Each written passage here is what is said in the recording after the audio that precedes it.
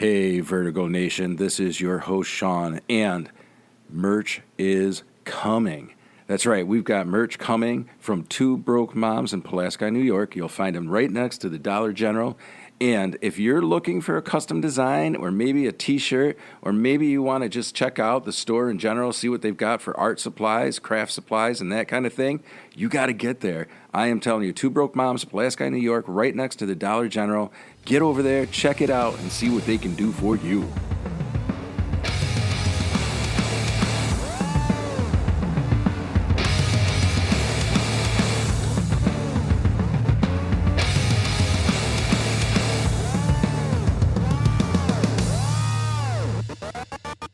Old school.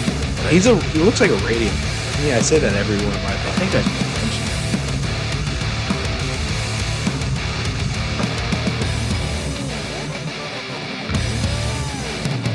Like when I got the headset on, I'm in the zone.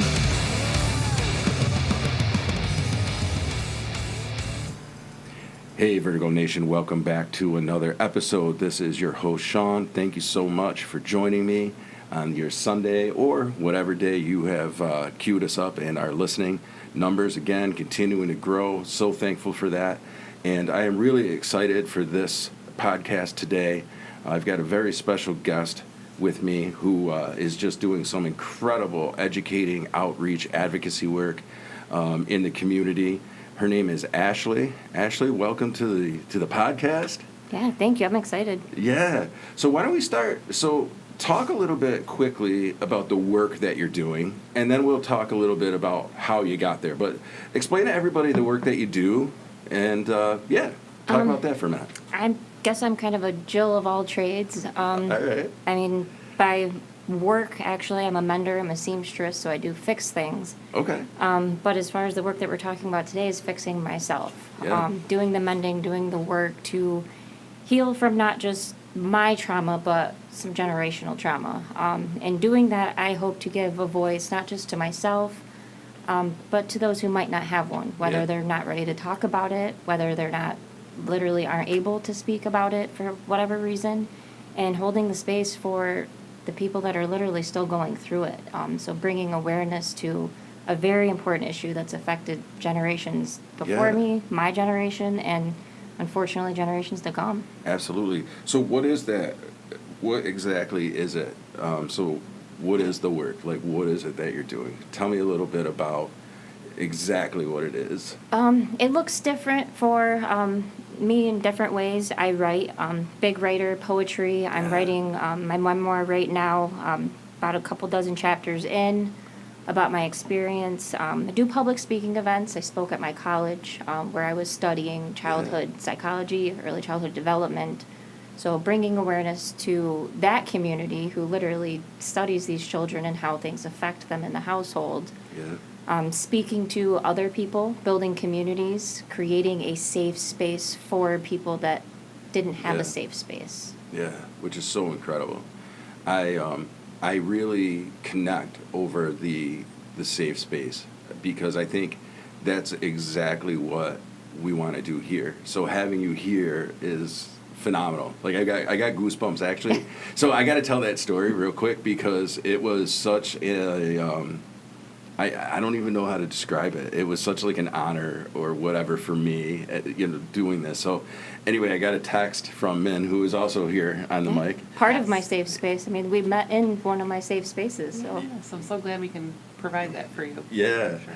And so Minna texted me and she said, hey, there's somebody here that wants to meet you. They want to get on the podcast. And at this point, the podcast is definitely growing. And I've definitely had guests reach out. But you were the first person that was really like, hey, I really would like to share this experience, and I was just blown away. Yeah, it was like an organic connection. And it was so cool. And so when Min texted me and said you got to come over, so I absolutely is so excited and for this opportunity and so grateful, for you being here. So let's get started with talking a little bit about your childhood and what kind of led you into the work that you're doing and why this is so important to you. You did send me some chapters of the book, which I did get a chance to skim through and read. That's a lot. So incredible. I mean, So incredible. So listeners, as you listen through this, I mean, yeah, I'm just gonna let you, yeah, talk a little bit about your childhood and how you grew up, and Yeah, it's the book can be a lot without going into detail. I think I tried to give it, a flow where it wasn't too triggering, but at the same time, it led you to really think about, what was going on in these environments. And I think I did a pretty good job yeah, you did. just with the flow of, kind of painting the picture for you of what was going on. And unfortunately, I was one of many born into a cycle of generational trauma. Yeah. It wasn't just my household, it was my parents' household growing up, my grandparents' house growing up. And as an adult doing genealogical work as a huge historian, it goes way before me. Yeah. So it started with my mom and my dad meeting, basically, people that had mental health issues that hadn't been addressed. My dad, very angry person. My mom grew up, she was actually, she had a younger sister who was one of the first children in New York State to die from polio. Oh, So, wow. at 6 and 8 years old, they're dragging around their little sister that couldn't walk. They lost their house to a fire because that was when they still thought it was contagious. So these are things that she carried with her into her adulthood. They lost their child young and they kind of babied my mom. Yep. And instead of really looking in on her and getting her the support that she needed, they almost sheltered her to the point where they crippled her. Yep. And the events that took place in her childhood led my grandparents into alcoholism, which is a very generational disease. Unfortunately, people So look at true. it just as a problem, but I believe it's a disease, and I Yeah. look at it as a hereditary Yeah. disease. No, I agree with you too. Your parents are drinking, it's easy for you to get access, and it's easy Yep. to see, their problems are being solved by what's in that bottle. Maybe Yeah. mine can be too. Do you think too? Because I also think I believe in the disease model. First of all, secondly, do you think there is some genetic disposition? Like obviously there's Oh. behavior, Oh, and I yeah. know there's a marriage of nature and nurture in almost anything. Yeah? But do you think that there's some genetic predispositions there? Oh, absolutely. Even I've been in therapy weekly ever since last March. And again, huge historian, always a lifelong learner. And this really does break down on a cellular level. I've got family that came over from France. That's ultimately what led my family now here. And they came over during basically a starvation period. Mm-hmm. So there's things that affect you on a cellular level that are going to continue to affect you. Yeah. And I believe that some of the things that happened during my parents, even when my mom was pregnant with me, when you're in utero, you pick things up. Your mom's stressed sure. out, you're stressed out. Yep. And unfortunately, even me becoming a young mom, I was carrying on the theme of toxic relationships, and my daughter's probably picked up some things, in utero for me. So my big thing is trying to break that generational trauma that Yeah. I was born into. It's like a heavy chain that I've carried around for a long time that I'm ready to drop. Oh my gosh, yeah, it's so true. I think that first of all, I think it's incredible that you've gotten to this point where you can identify it, one, but two, then identifying it is one thing. Jumping into action and how we break the cycle is another, because I think there's a lot of people, I hear it all the time, almost jokingly and jest, right? Like, oh yeah, I grew up in a quote unquote, you can't see my air quotes, but quote unquote, abusive household, or I grew up in this cycle. And so people identify that there was something unhealthy, maybe not even necessarily abusive, but unhealthy, right? Yeah. They can start there, they can identify it. But then there's no action to change. And a lot of people get hung up in that. And to hear that you've been doing that work, but then not only just stopping there, you've then turned that into action on top of that. And it's so incredible. And it's one thing to identify, that there was trouble in the household, but you really have to start the healing, you have to give these things a name. Yeah. And when I speak of domestic violence, as far as my parents' relationship, they were violent with each other, but not physically violent with me yet. But that still took a toll. It's once my grandparents died at an early age, which was my safe place. And I think they did that a little bit out of kind of redeeming themselves for what they didn't do for their grandchildren or for their children. It's like, let's give our grandchildren a safe space that might redeem us a little bit. Yeah. But once I lost them, it's my safe place was my room, my closet, my backyard, but it was never far enough out of reach to where I wasn't hearing it. Yeah. I was there when the cops were called. I was there helping mom or dad hold towels on their wounds to hold in blood. And that is abuse. That's most emotional abuse. That is Absolutely. mental abuse. And until you really give that a name, which I didn't until I was 32 years old, and I'm 37. So for 32 years of my life, I was questioning, what could I have done? Right. What may I have done, or what could I have done to make things better? And I've only been just the past few years being like, this was abuse. I was abused. Yep. And until you give that a name, you don't know what to heal. It's just like getting a diagnosis. You can Right. only, trial and error. You can't really treat the symptoms until you know the disease. Yep. Exactly. And too, it's like also coming into that space where it's not your norm. A lot of people carry on because that's just kind of their norm. That's what they know. That's their environment. So even just trying to identify, like, no, this isn't correct. Something's off about this. You can't even give it a name until you realize that it needs a name. Absolutely. Because that was just your environment.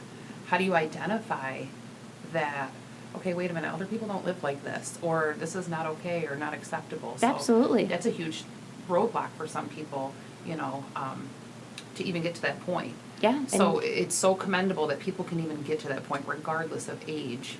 But it's hard. It's hard to step out of that when that was your environment for so many years. Oh yeah, and it's even, I'd go to friends' houses who had the typical nuclear family. I mean, I still did, whether, Right. be it was very toxic, but I'd go to friends' sleepovers and, they would have what would be looked at as a more normal family.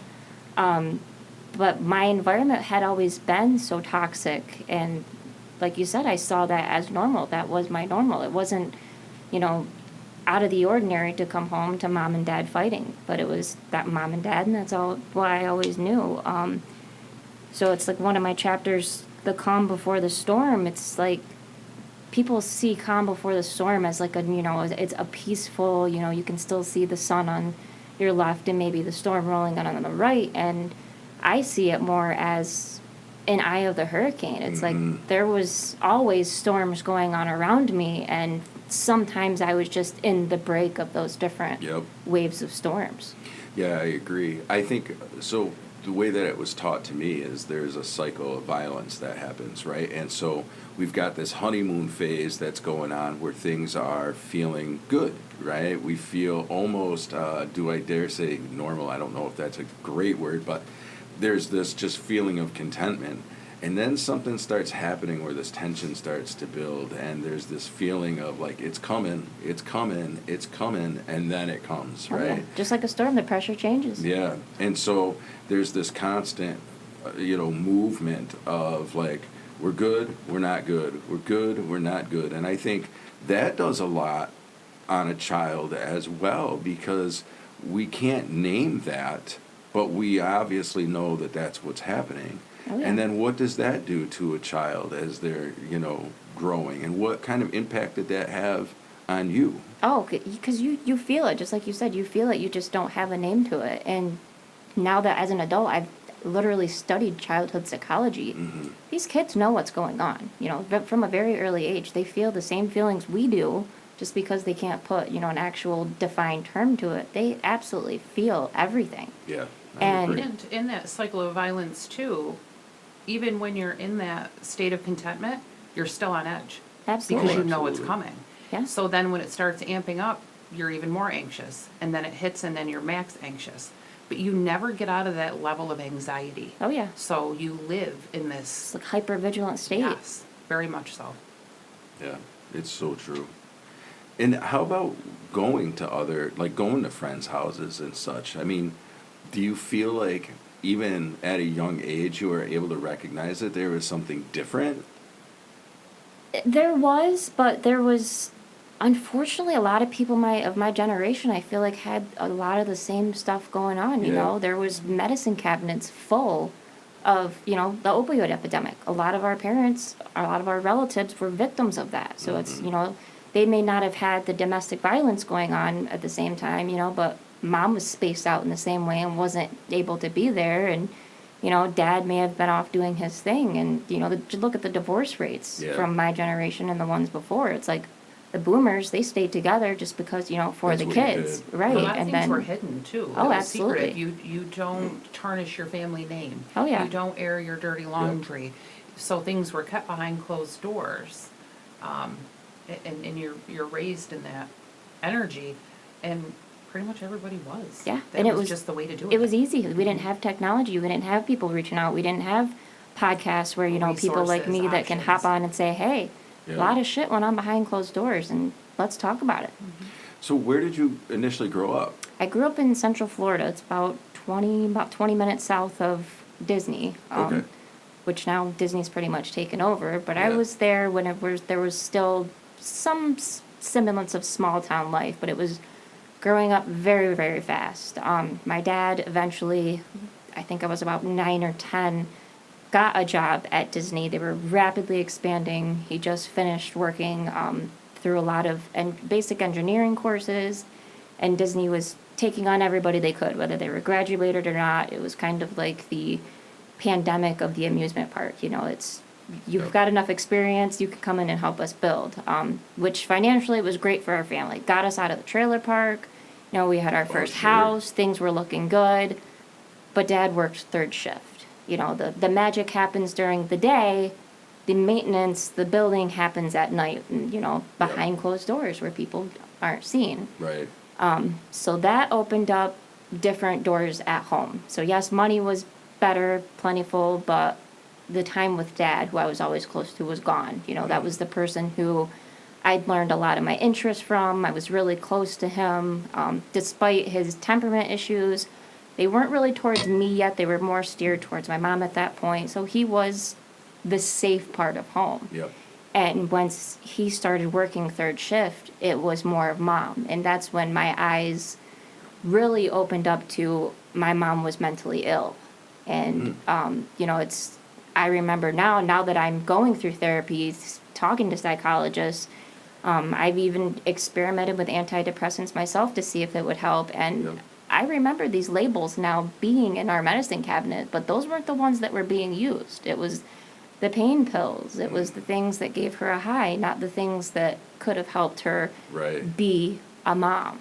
Right. And that eventually, led to more infidelity in the household. They were working two very different schedules. Our family was literally being torn apart. So, what is this magical place? So, for most people, the happiest place on earth, Right. this beautiful amusement park, it was tearing my family apart, Yeah. literally from the inside out. And it was about 2 years of that back and forth, and then I was told Christmas morning that my parents were getting a divorce. Oh wow. And to most kids, that would have been, oh my gosh, my world is over. But at 12 years old, I had carried so much weight on my shoulders, it was almost like I was able to set some of it down. Yep. It was like, okay, this might be better. We'll figure it out. I've seen other friends, go through divorce. Sure. But I was comparing myself again to a different type of household, a different type of nuclear family that had, a co-parenting situation. I wasn't ready for what was to come. Yeah. And what came was the divorce. I was old enough in Florida to you choose where you want to stay. And to give a 12-year-old that choice isn't, I don't think, the best policy. I feel Sure. there should be a little bit more intervention.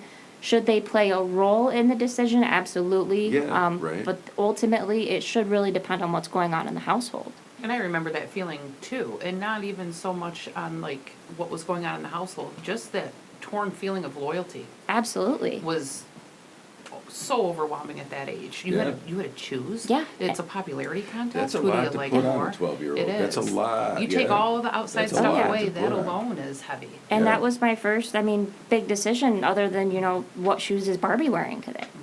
Like, that was my first real big decision. And I chose to stay with my father, which I remember my mom telling me that she knew that I was the other woman in the house. Wow. And I didn't really quite understand that at Yeah. 12 years old. How could you, But right? it didn't take me long to understand what that meant. Because shortly after, and, not only did my mom leave, but my older half-brother left because we have same moms, different dads. Gotcha. So I didn't just lose my mom, I lost essentially my third parent. I mean, we're 7 years apart, so he did a lot of parenting in his, Yeah. adolescence to me, and I'll forever be grateful for him. And not even, I don't think it was 3 weeks later, the stepmom moves in. And that's when I really, within a month learned what another woman in a relationship is, because not only was I the other woman in my mom's relationship, but now there was another woman in my father and my relationship. Yep. And once I found out that she worked at Disney also, that was just another branch on the tree of, the damage that this amusement park was doing to my Right. family. It's just like, Tearing it apart. how long was this going on? So And for somebody your age to be, and we've had this conversation because we're both product of a divorce and, have gotten together after divorce. And so when kids don't understand what's going on, they put those puzzle pieces together, and typically their mind at that age goes to worst case scenario. Oh, absolutely. So you're seeing some of the puzzle pieces, and then you're filling in the blanks for the rest. And really making the scenario that may or may not be all the way true, and then making reactions off of that. So it's this huge, scenario at such a young age. Oh yeah, and they very much kept me in the dark. Like that was the Yeah. beginning of my isolation period. It was like the less she knows, the better. But like you said, you fill in those blanks, and Yeah. I was wise beyond my years at this point. I was being exposed to things that I shouldn't have been well before this. So it's like I knew what was going on, and the fact that they weren't telling me what was going on, I was being pushed further and further away from this new family unit that was being built. Right. And it was it was the first feeling of neglect towards myself because I was given the choice to stay there. And I did. And that's when I first really started to blame myself for what was happening to me, because it was like, you chose to be here. You deserve this. This is your Right. fault. Yep. Yep, deserve it, yeah.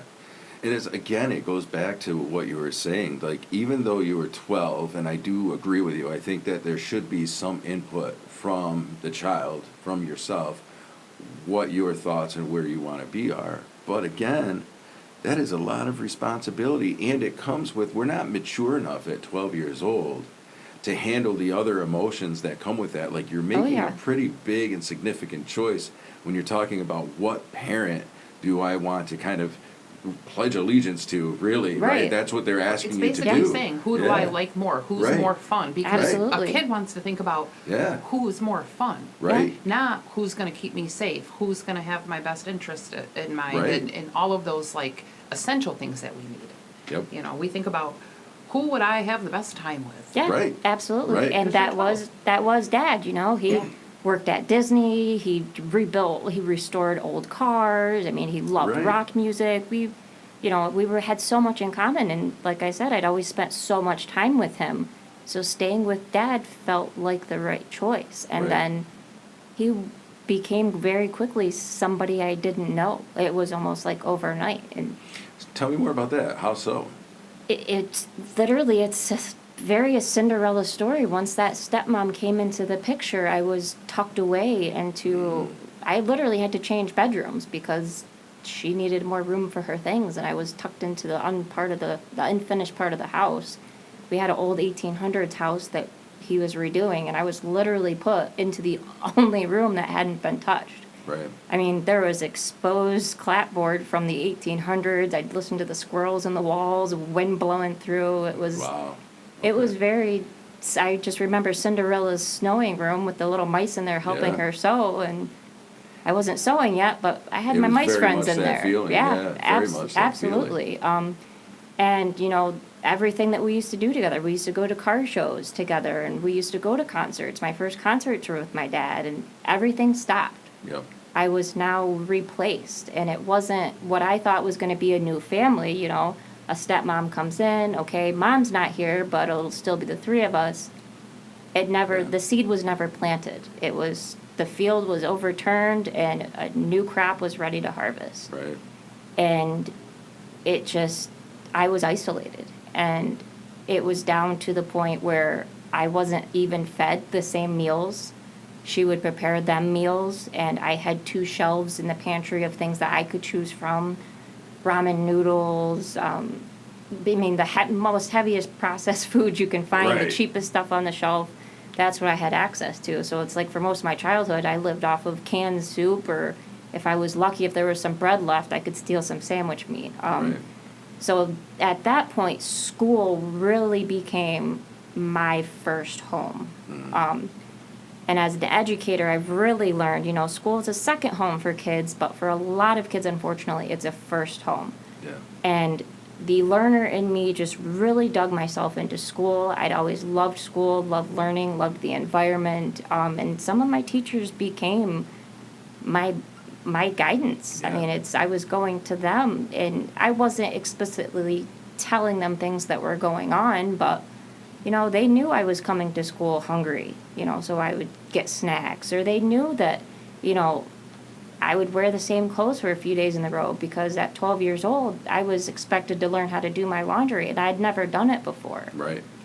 And how can you learn if someone doesn't hand over hand Right. show you, right? Absolutely. Yeah. And, kids Right. nowadays have a phone. You can Google it. And I Yeah. didn't have Google. Yeah. It was a machine in front of me with buttons, and Mom wasn't there to show me. Dad didn't want to show me, and stepmom did everything she could to not show me.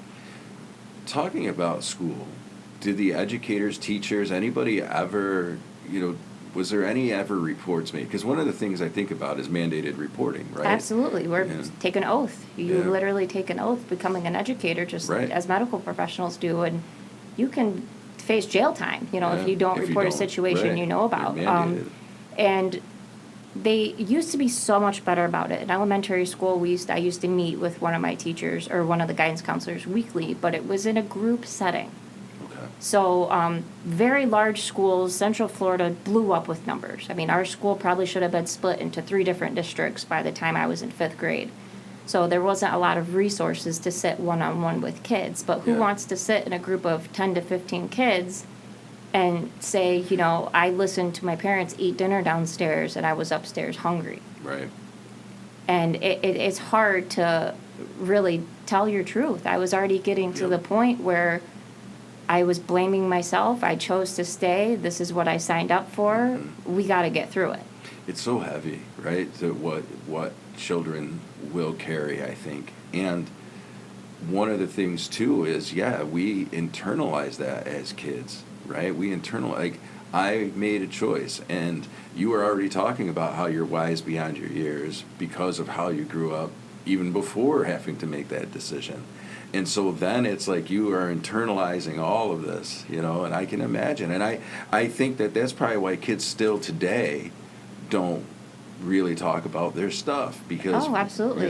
who wants to talk about that in a group of 10 other kids? Because usually in schools it's a group count. Like I think, what was it? I think it was called Banana splits. Yeah, banana splits. Yeah. Banana Yeah. splits, right? And yeah, you're right. Yeah. I used to want to go to that. My mom wouldn't sign us up. Yeah. Well, because then, right, there's that fear of what are you going to say? Right. What are you going to say when you're there? So Right. there's no what do you do? Yeah. What do you do? Yeah, because I You know? almost felt like, there's a place for me. Right. Banana splits.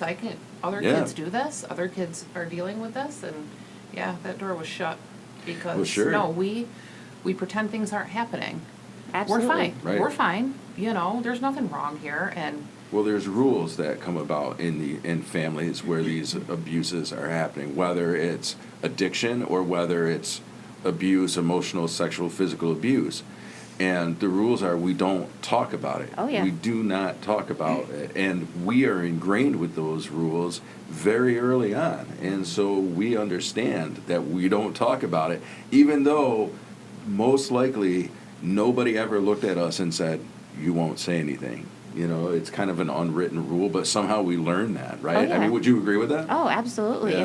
It's another thing, unfortunately, I think comes from that boomer mindset of, you don't want to make Bobby across the street think you guys are lesser of a family, so we keep everything behind closed Right. doors. And what happened behind those closed doors went on to the next generation, now is in my lap, and is going to face the next generation unless it's broken. And not telling people, it just made me feel more isolated inside myself, in my own home, and that's where you're supposed to feel the safest. Right. Was there ever a time where you did express something and you felt punished for it at home? I did. I talked a little bit. This was when I started middle school, because in Florida there's a K through 5, middle school 6 through 8. And it was with my parents. It was a friend of mine. Their parents were friends with my parents. And I kind of told them, what was going on. I felt safe with them. I've known them my whole life. Well, they went right to my dad. And, it's, oh, she's just a kid. She's really putting it on. You know how kids are, laugh it off. It's always the kids, and it's always people looking, because kids are, don't have as many years around the sun. They don't know what they're talking about. They don't know shit. We always know more than kids. They should be grateful for what they have, and they're unappreciative, and absolutely, it just gets so spun, yeah. And that was when I really started to get the label of a bad kid, or I was trouble. I was going to get them, I was causing trouble. I was stirring the pot. And at that same time, they both started to work third shift. So not only was dad working third shift, but stepmom was working third shift as well. So you're home alone. Right, I quickly became a very broken child and a latchkey kid at the same time. Yep. So I was literally getting myself up, getting myself to school. When I was home, they were sleeping because of their shift, and I was home alone at night in Central Florida. I mean, I had a night where our house was broken into, and I was home alone, listening to somebody rifle through our house, hiding in a closet, hoping that, you can hear your heartbeat, and you're thinking, I hope they don't hear it. Yeah. And It's terrifying. at 12 years old. Yeah. And it's like, I didn't even know how to do wash, and now I'm looking out for myself. Yeah, and here you are, Right. hanging out, right? So I Good point. quickly, my friend who was my age, the same friend who I'd reached out to their parents, she had an older sister. And I started to see more in common with her and what she was going through. Yep. She was a little bit more independent. She was 16. She was home alone more. She was doing more, and she hung out with an older crowd. So I sought solace with these 16-year-olds that were hanging out with people in their early 20s. Okay. And this is Yep. literally going out to parties on school nights. I was sneaking, and I had full fake IDs at 13 years old, getting into clubs in downtown Orlando where there was gang fights and shootings outside. I mean, I even ran out of my sneakers after one night. No kidding. And it's, I was around, I was the best blunt roller around before I would even had the age to drive a Right. car. Isn't that incredible? I was literally living a music video Right. at 13, 14 years old. And Yep. But you literally went from one terrifying Absolutely. situation to another. And Right. I thought, in my mind, these people think I'm cool. If they're Yeah, willing to well- let me into their circle, I'm cool. Yeah. And There's a at sense of the, belonging, And right? at the Yeah. same time, I sought guidance in them. Like, now looking back, at the time, I didn't think of that. I just thought, maybe I have more in common with the older crowd. I was looking for guidance that I didn't have. Right. I wanted somebody to be home. I wanted somebody to be able to protect me sure. and watch out for me. Yeah. I was 90 pounds soaking wet. I didn't want to be alone by myself in a Right. world where I already felt isolated. So if I could be around a big group of people, let's go. Yeah. Right. Yep. And it got to the point where Dad started to know that I was hanging out with older kids. So it was, let's get the neighbors to start watching the house type of thing and see what she's doing. It wasn't, let's switch our schedules around so somebody can be home and let's really tackle this and be a parent. Right. It was, let's put eyes Right. on this kid and Let's control. and see what we can do. Yeah. And that's when the reach of control really started to reach further. There was a night where, because before the neighbors were involved, I would have people come over. We had a pool, outback pool. I'd have people park in the alley, sneak in the back if we'd sit around the pool, Yeah. smoking, drinking, hanging out. I was home. I didn't think I was doing anything, Sure, wrong. right. You're where you're supposed to I be. was home. Right. And after I knew the neighbors were watching, I had to be a little bit more careful. Well, this was the age where hotel parties were huge. You know, it wasn't anything to rent out a whole little small strip motel and, you know, party in every room. Well, I wasn't ready that night. I was still doing my homework even though I was partying. I've always made sure I was an A or B honor roll kid, and I wasn't there fast enough. So they sent somebody over to the house to say, hey, are you ready? And who they sent to the house was it was actually my brother's friend's younger brother, who Okay. was just a couple years younger, but he was still 23, 24 years old. Right. And how old are you at this time? I was 13, 14. And so I knew him. You know, I knew these people for years. My brother, it was his best friend all growing up. So it was Yeah. somebody that I didn't know personally, but I knew of Right. through my brother. I knew the family. So there was some safety there. Yeah. You know, there was Yeah. some sort of camaraderie because our families knew each other. Wasn't a complete stranger. And unfortunately, this man had a little bit of whatever in his system, whether it was, you know, Molly was starting to be a big thing this time, ecstasy was a big thing. You mix that with alcohol and what we called jungle juice back then, which was a cocktail of any kind of booze you could Yeah, fill in a just- cooler. yeah. And this person took me as, you know, somebody that might be interested in him and started, you know, to make some sexual advances in my home, which I picked up on very quickly. Like I said, years ahead of my time in the worst ways. And Yeah. luckily I was able to convince him, hey, you know, the neighbors have been watching. We got to get out of the house. I don't want you here too long. Don't want us to get in trouble. Yep. So I was able to curtail things Yeah. for a short period until we got to the hotel. How intense is that at 13? It Right. was To have that survival skill?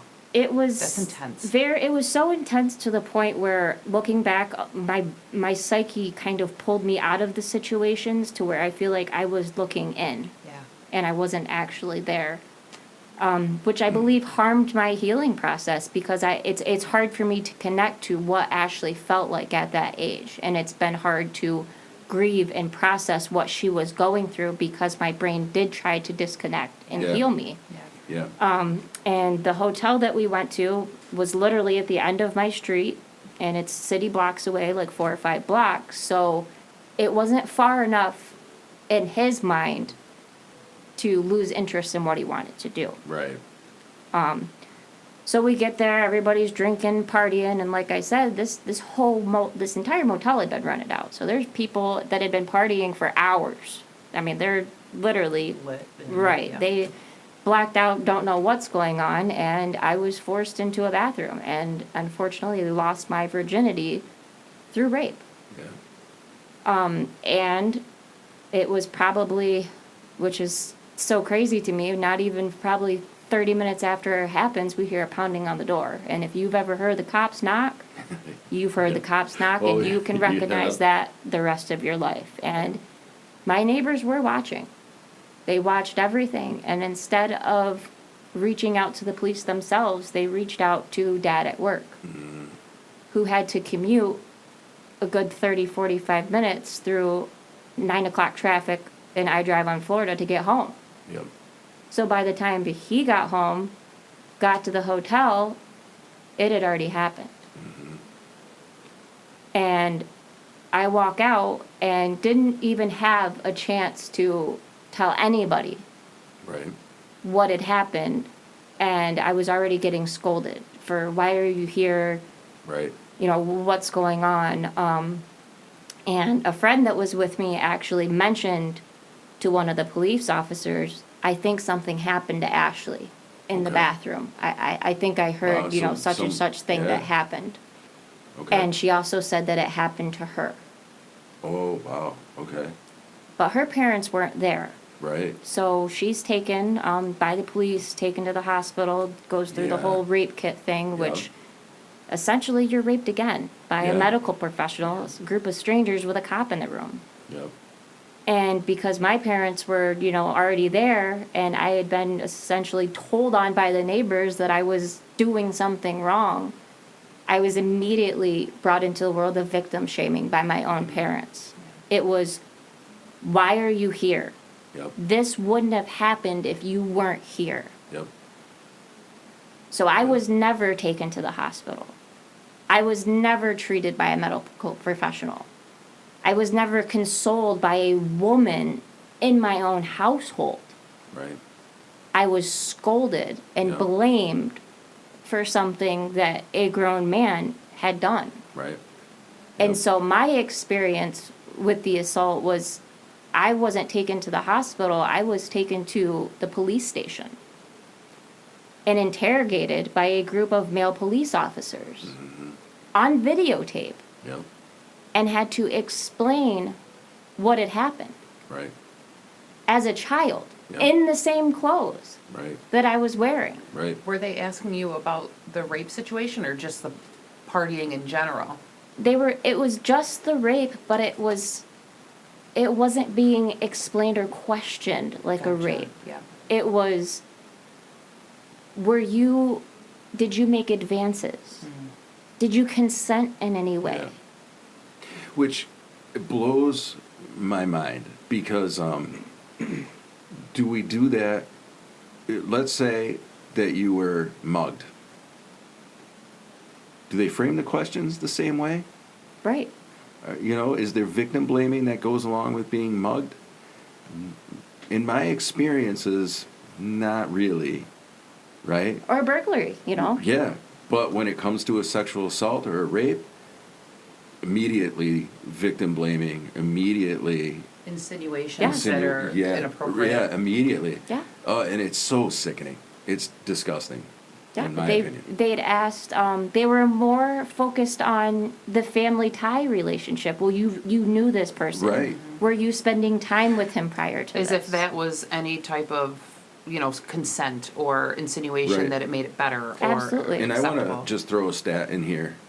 So I actually worked for a domestic violence and rape crisis center, 20 years ago. But, one of the things that has stayed true statistically is most people are not raped by a stranger in the bushes, Yeah. right? Most people are sexually assaulted or raped by someone they know or an acquaintance, and oftentimes even a family member. So I think that statistic has to be talked about more. I think because here it is. Like I said, this was 20 years ago when I was working in that field. 20 years, and that statistic is still true, and yet we still can't wrap our heads around that as a society.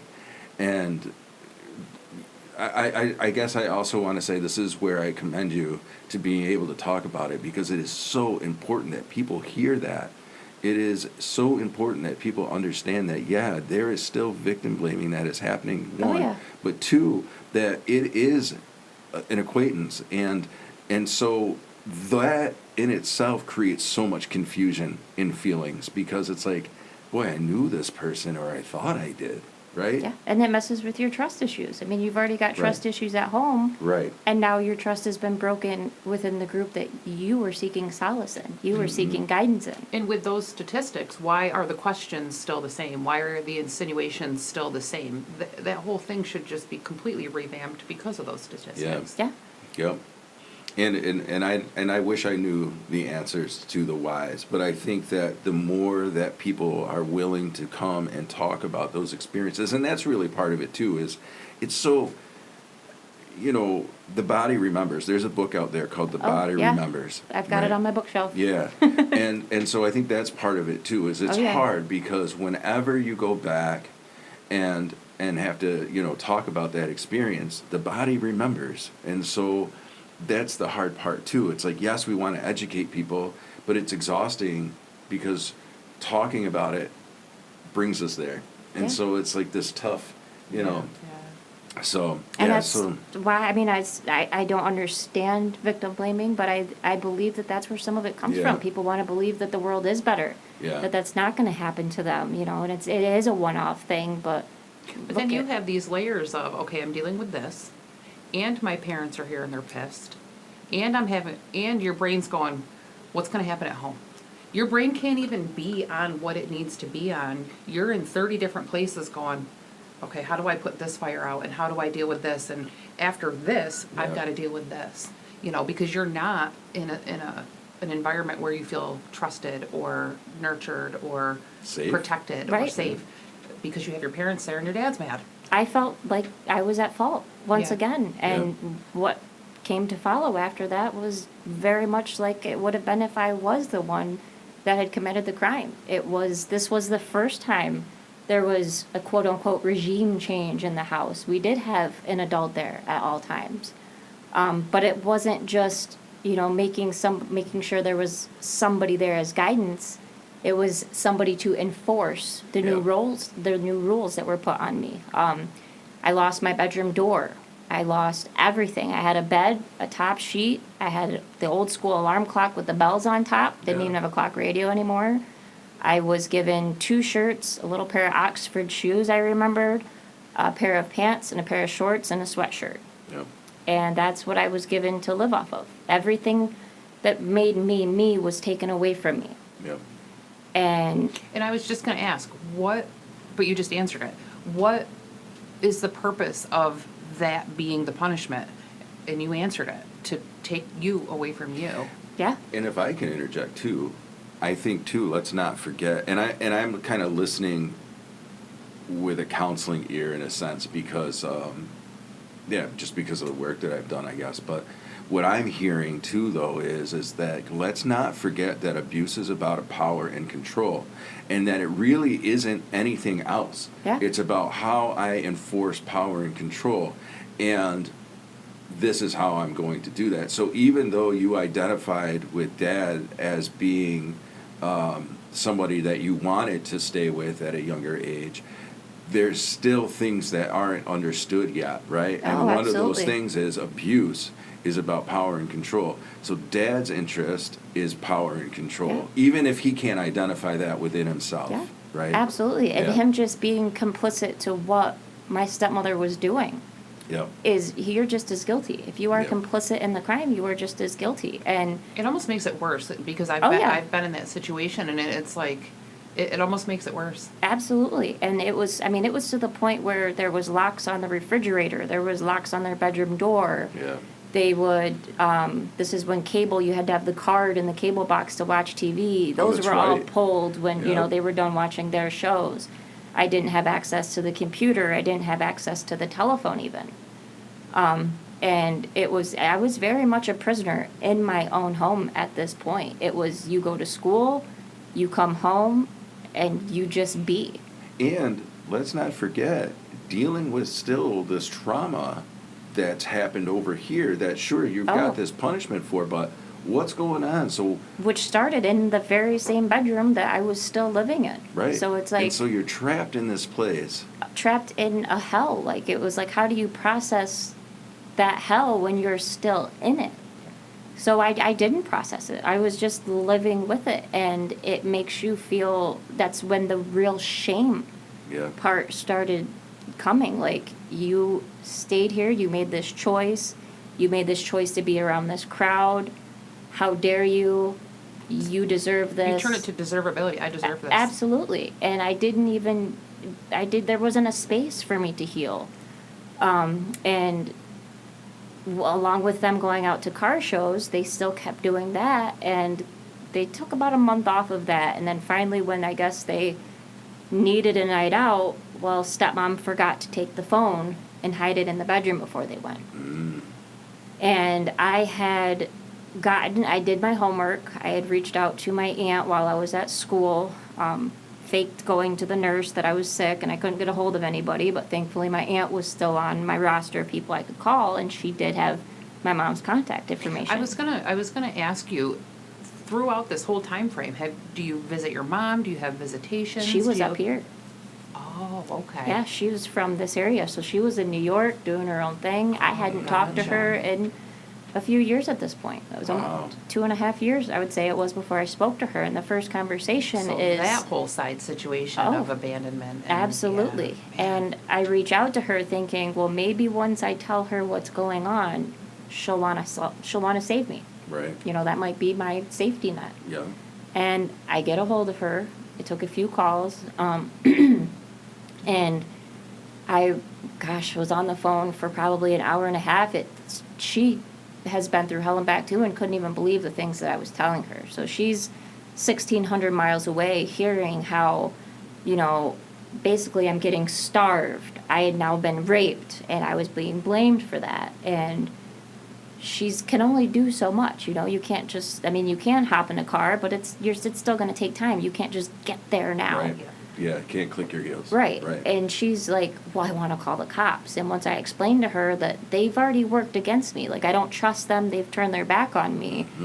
That's not an option. That's Right. not gonna work. Right. Well, Dad walked in Oh, towards gosh. the end of this conversation. And my dad was never, to my knowledge, a drinker until he met my stepmom. But I could tell just by the glazed look in his eye that he definitely had been drinking that night.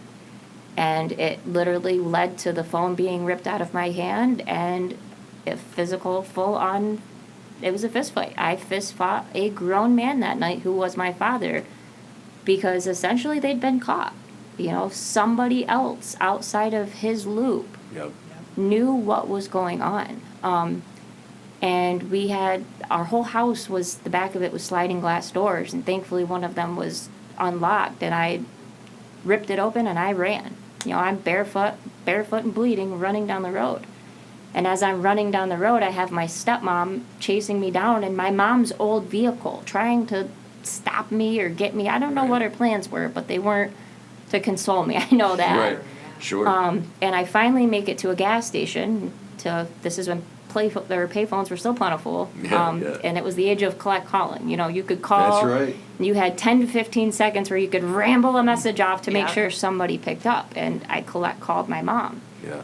And my stepmom immediately left because the phone was literally up to the window of, like, the back of the counter. So the worker was literally on the other side of the phone. So she was smart enough in her evil connivingness that she didn't want to be seen as a part of what was going Right, on. What was happening? So she takes off, and I continued the conversation with my mom, and she's like, well, what can I do? And I'm like, I need help. Like, I just, if you can get here, I need help.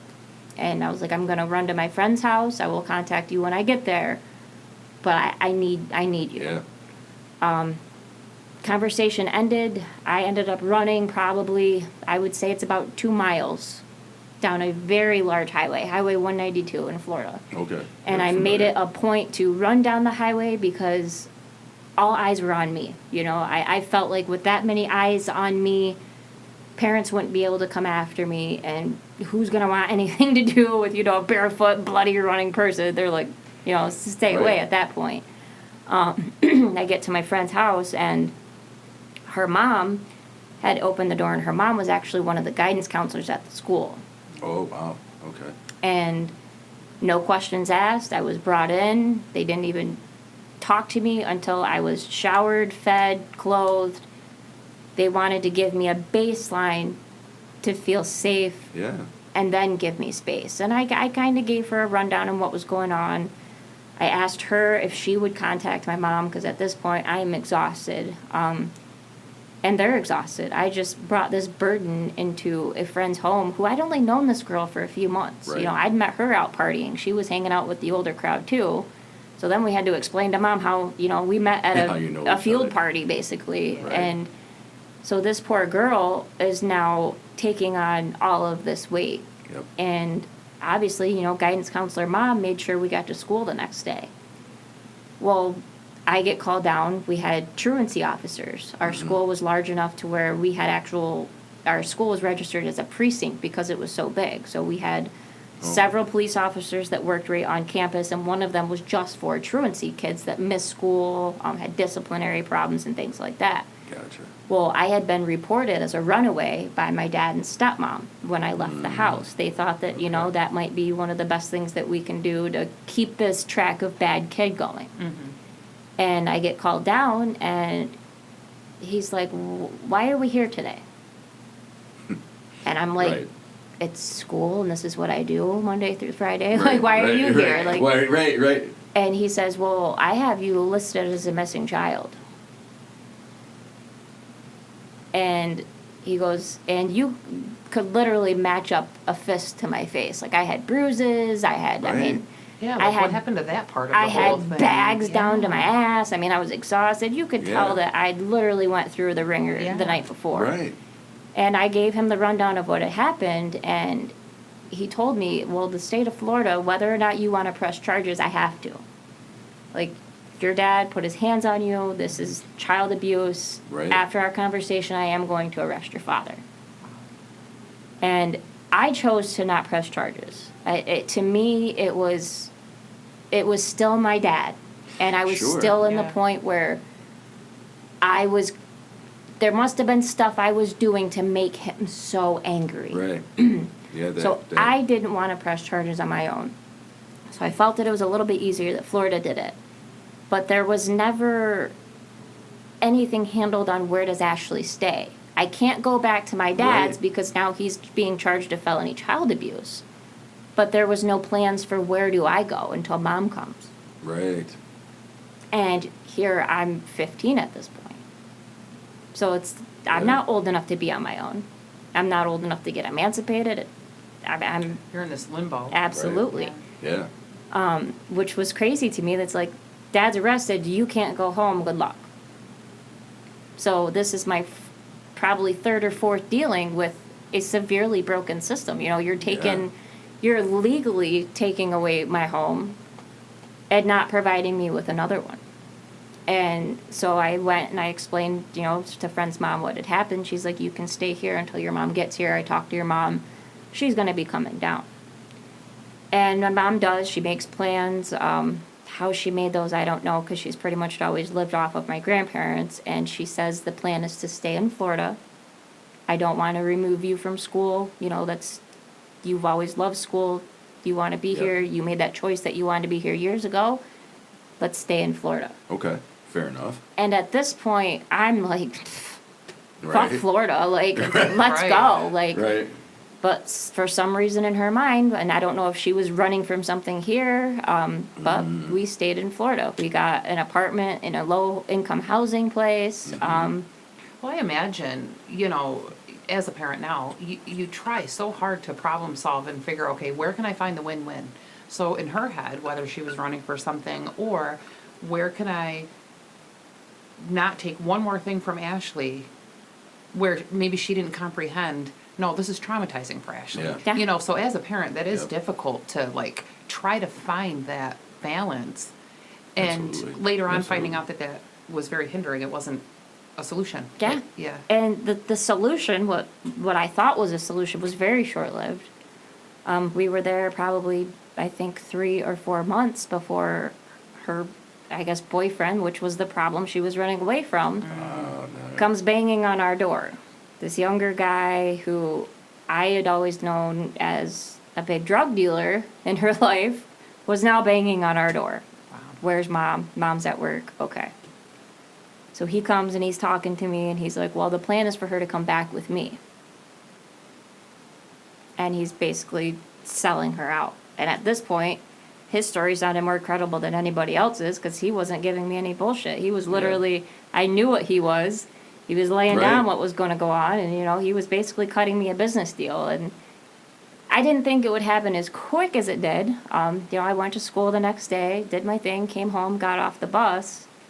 And usually the door was locked. We were the type of family, had the key under the doormat. Yep. And the door was unlocked. And I go in and the house is empty. The little apartment that Oh, wow. we didn't have much, but we did have, the bare essentials, Yeah. couch, whatever. She was gracious to leave me the TV on the floor, so I had a TV. My bedroom, for the most part, was untouched. And they left me a few pounds of weed and a duffel bag in a closet with a note that said, this will get you by for a while. Right. So at 15, again, I became alone, but Yeah. also a drug dealer. Yeah. Right. Because now. So you knew, okay, well, I have this duffel bag full of drugs. You had the wherewithal to know what to do with it to Yeah. survive. Yeah. Wild. I was like, this is what I'm going to have to do. I was like, I had this roof over my head. I don't have a job. I'm not even old enough to get This a job. is what I have to do to maintain my safety. This is what I'm going to have to do. And that's what I did for a while. I sold as much as I could, ran through that, and then with that money, I'd buy more and kept Yeah. it going. And Yeah. eventually, when it came to renewing the lease, the gig was up. Right. Yeah. Because how do you do that as a minor, right? You need to have somebody over the age of 18. So it was it was a shoddy neighborhood. I was able to, you go down and pay the rent. Oh, mom's at work. Yeah, whatever. Sure. She'd always paid in cash. She was a waitress, so that wasn't out of the normal. They saw me a lot, but when it came to renewing that lease, I had no choices. Right. I had older friends, but, who's going to want to put an apartment in, this kid's name, knowing right. what they've already been through, you Right. know? I was a bad kid at home. I was a bad kid in the neighborhood at this point. I was a bad kid. Right. Who's co-signing on a drug dealing Absolutely. 14-year-old or 15? Yeah. And at this point, I had my fundamental group of friends who I'd mentioned in my book, the Fab Five. Yeah, yeah. We were always together. They were the ones that gave me rides to school. They were driving, so they were cool, Right. and they needed a fifth member, so I was in on it. And I had the weed, so, I'm in. You had something to offer, right? I'm Yeah. in. I had the place for everybody to crash. As long as it didn't get too crazy, we could all hang out. So I had my group, and I had to say, listen, you guys, like, this is what's going on. Like, what can I do? And these are all kids that I gravitated towards because they all kind of had things going on at home. They had divorces going on. They were living with dad and stepmom. Some were living with grandparents because their parents weren't parents. So we all had that kind of Oh, that broken trauma home, bond. Yeah. right, going on. Yeah. And the plan of attack was, well, you can stay with us. We'll sleep over here for a little bit, sleep over Yeah, there we'll for a go- little yeah, bit, and couch nobody will out. have to know. Yep. Well, some parents get sick of it, on day 3 or 4, that's cool and fun, but who wants to take care of an extra Who wants to kid? feed an extra Yeah. mouth? Absolutely, especially Right. if the house is already struggling.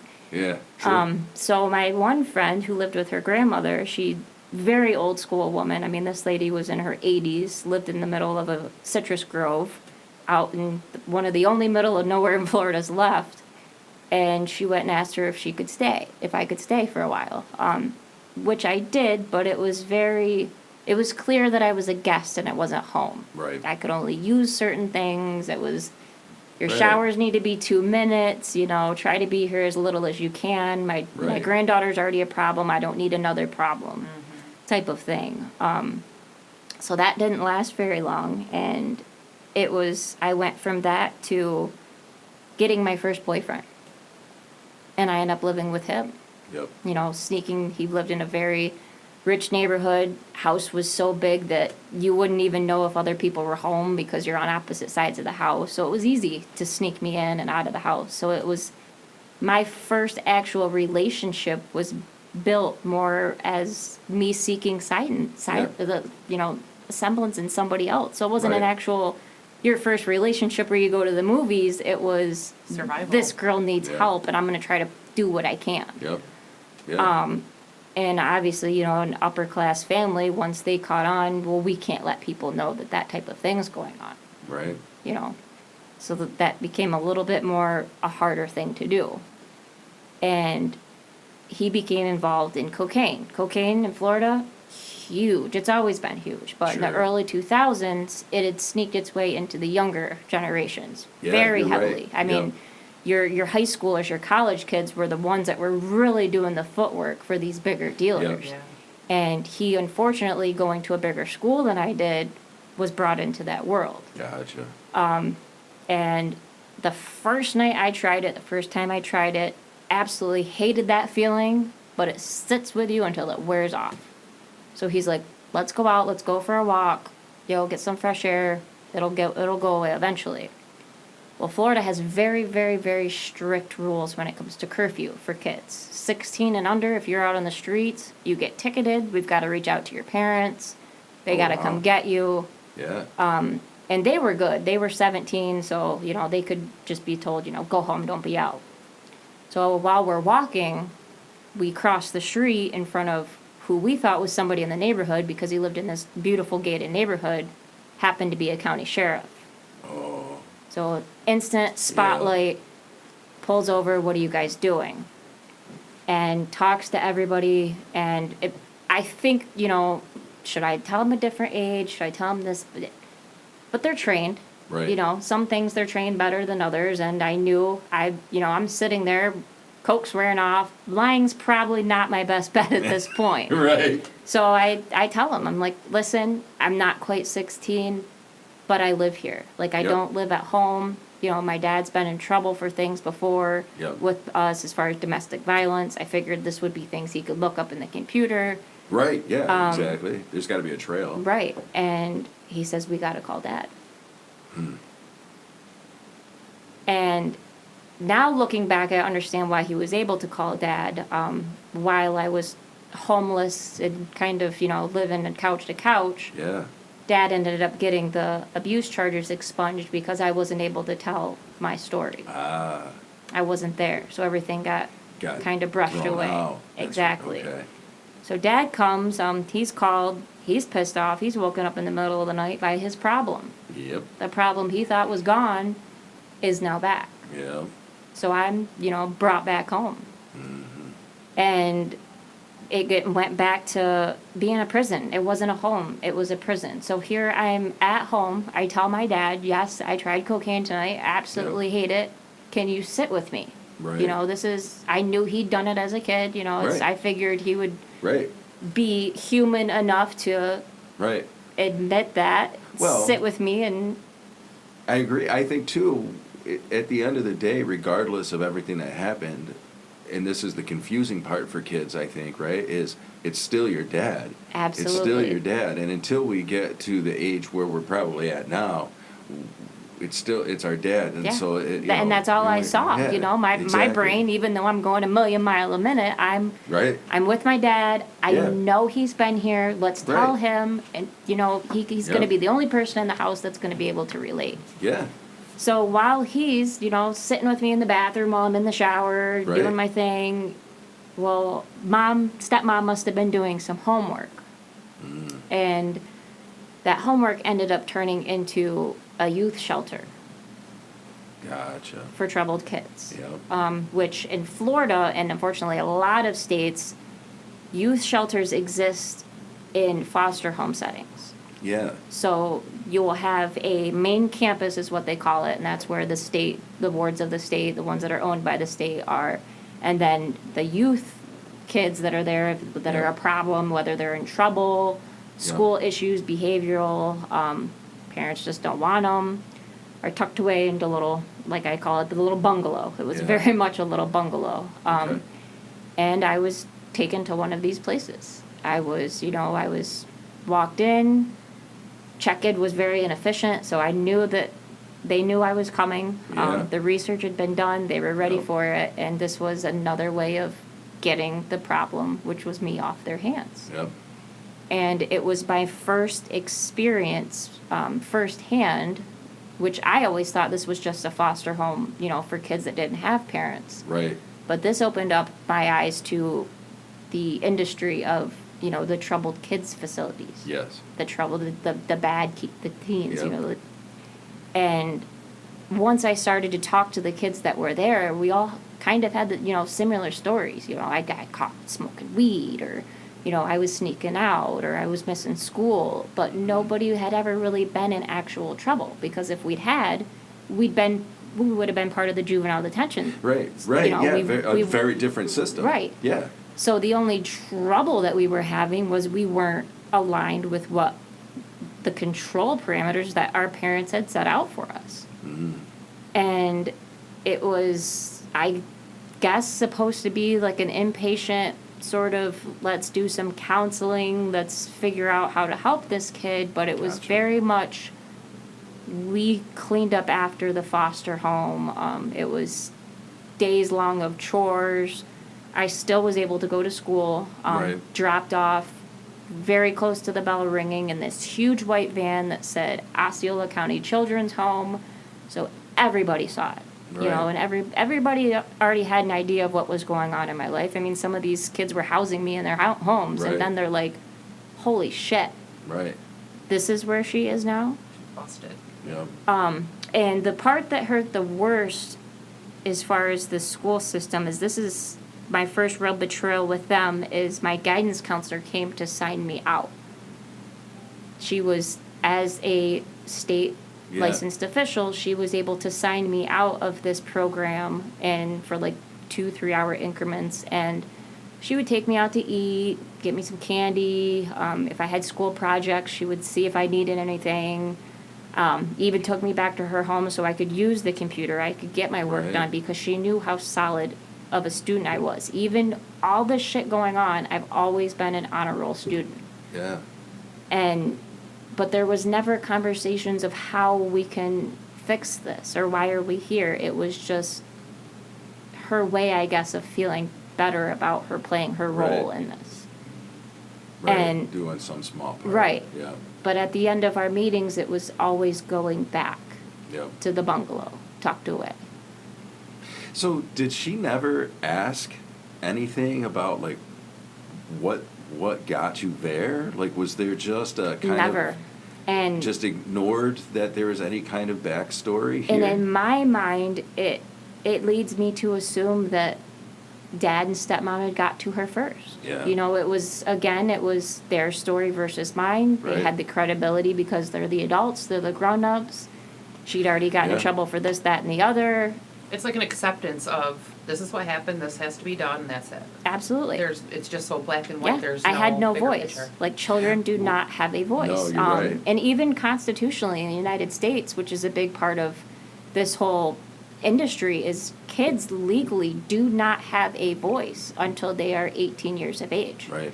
You can speak on your opinions, you know, you can be listened to, but you essentially have no rights as a human being in Right. our country until you are 18 No, years of you're right age about that. or emancipated, which emancipation is the legal process of basically skipping those years and becoming 18, you know. If you're allowed to Right. do that, Right. if Absolutely. you're given that Yeah, opportunity. that opportunity. The other crazy part to me is, and hearing this too, is just thinking about like how the abusers in this case get to spin the truth. Because were you using drugs? Yes. But no one asked why. Yeah. No one ever said, well, wait a minute. Or how was I Right. out at these parties with Yeah, 20-year-olds? that part too, right? Yeah. And those questions, like because things just don't align, right? There's like, okay, so here's Ashley, who's an honor roll student, yet this doesn't line up Yeah. with some of the behaviors that we're seeing, and Or so the cop that took me home. Why are you living with your boyfriend at Right. 15 years old? yeah, right In this neighborhood. it's just crazy. This multi-million Yeah. dollar house, why are you here? Right. And it's crazy how much power the abusers have to write the story. Yeah. You know? And But that's I the remember part to this me. situation, I went through something similar where I had run away from home. I had just had it. And my mom had called the state troopers to look for me. And they found me at my boyfriend's house. It's very much same situation. Very much same situation. Very unhealthy household. Terrible part of town. I wasn't raised in a part of town like that. It was scary. But anyway, the state troopers had finally found me and said, you know, your mom's really worried and she's looking for you. And I said, I'm not going home. And the question never came up as why. And they just said, well, you're 16 and we don't have to make you, and as long as you have a roof overhead, you know, deuces, really. You know, nobody ever asked me, like, are you all right? Why are you doing this? So yeah, it was so confusing to me because I was like, secretly I wanted to be found. Right. I wanted to Yeah. tell my story. Yeah. Those are, yeah. And I was never given the chance. And then when I wasn't given the chance, it was like, okay, wait a minute. Somebody had already told their version of your Yeah. story. My version doesn't matter. Yeah. Yep. It doesn't matter. Yeah. And then we get that. And that changes your trajectory. Absolutely. You know. And you feel defeated. Mhm. You know? And so, yeah. So all these feelings, the shame, the guilt that you talked about early on, and then now this defeated, like, well, that someone's already telling If my they story. don't care, Yeah. why should Yeah. I care? Yeah. Yeah. And now that it's like the school knows, everybody knows that's supposed to keep me safe, so Right. then nobody cares. So it's like, Yep. I'm still manifesting that, what did I do? Why do I deserve this? It almost Oh, felt yeah. for me too like, well, maybe this isn't something that people need to care about. Yeah. Because nobody's caring. School's not Right. caring. Because I had always been a high merit roll student, played sports, you know, very active, very popular. Different kid at home versus school. Yeah. And then so when nobody cares, you're like, maybe I'm making a big deal out of this and I don't deserve anybody to care. Maybe maybe it's Yeah, all stupid these- that I think people need Absolutely. to understand. It's a complete mental warfare. Yeah, and Yep. it almost got worse that now that I'm in this literal facility with tons of other kids with Right. similar stories. So I'm like, this is not just my problem. Like, this is not just something I'm facing. So do we all deserve this? Is this our place in the Yeah. world? Because there's Yeah. literally a physical place for us. Yeah. So this is us. This is my place. That's just Right. it. And the one that I was at was very temporary. It was like I think I was there for maybe 2 months. And that was supposed to fix all the problems. But like I said, there was never any fixing. It was more, we cleaned and did chores and went to bed. And Were you offered counseling there? None. Not a lick of counseling. The Wow. only time I was questioned on anything was the fact that I had full braces and somebody was like, one of the staff members was like, why is she here? Like, there was some whispering, and then somebody came and talked to me, and they were like, well, where's your family? I'm like, well, my dad's at work. I'm thinking literal answers, and they were like, where does he work? And I'm, Disney. Yeah. And I could just see gears grinding, like, this kid's got, $6,000 worth of metal in her mouth, and she's here with kids that their parents are in prison for dealing cocaine. Like, what? Yeah. Something's not matching here. But I was at the final days of my program enlistment there, so it, But that could be taken two ways. See, her parents really care. Yeah. She must be this badass mamma jamma because look at the braces in her head. Look absolutely. Right. At, this is so on brand. But anyway, so it's like she must just be wilding out because if her parents didn't care, Yeah, she she's a wouldn't have bad braces. kid. Yeah. Right. Absolutely. And Where I- you're looking at it like the other side of things, Yeah. and you're trying to like figure out how to express the other end of that. So that also is Yeah. very Oh, mental, it's I'm terrible. sure. And it's, once I realized that, okay, like, the only, I guess, counseling, I guess I could say, was I see it more as like a debriefing. Was I was told, we're at the end of the program, hopefully you've learned your lesson, basically, you're going to be going back home. And I Right. don't think that that's what my dad and stepmom thought was going to happen. I thought that, maybe they would put me somewhere else. Maybe they were going to find a way to legally get me in trouble. I didn't think they thought that was going to be so short-lived of the dishing away of the problem, so to Yeah. speak. So how long were you at the facility? That one I was there for about 2 months, a little over 2 months. Okay. So a short amount of time. Right. And now I'm back home. I guess if you weren't going to call it home, I called it returning to the swamp. Yeah. Right. Right. Because it felt so heavy to be back. It wasn't just the breathing, the living. It was literally hard to walk in a place where I was literally punished for Yeah. being me, Yeah. for being a kid who wanted to be seen, who wanted loved, who wanted somebody physically there, who Right. wanted dad that I chose to stay with and who Right. I gave my allegiance to. I wanted that person, but that Yeah. person was gone as soon as the marriage was gone, basically. Now that I look back, he was never the same. And for about, I would say, it felt like a few weeks, but it was a few months. We went back to the whole very stringent schedule. You can't do this, you can't do that. And then they opened up the door to trust a little bit. They end up going back. Stepmom's got to work third shift again. It's only going to be for a little bit. But the neighbors are watching, Right. eyes are on you. So I'm thinking at this point, maybe if I have my friends that they all know come over, that's not going to be Sure. a big That deal. shouldn't be a big deal. So I reach out to the Fab Five. Dad knows them, stepmom knows them. These are the kids that housed me, got me to school. Like, these are my, I guess, connection Yeah, to they're your the people. good kids, And they come over, and naturally we're smoking. We're sitting there rolling a blunt, sitting by the pool. I'm filling them in on all the shit I went through. They're Right. filling me in on all the shit they'd went through for the 2 months. And again, with cop noises, they just have noises. They've got the knock. They have the squeak of their utility belt Yes. they Yes, wear, yes, the yes, jingle yes. of their keys. Yeah. Yeah.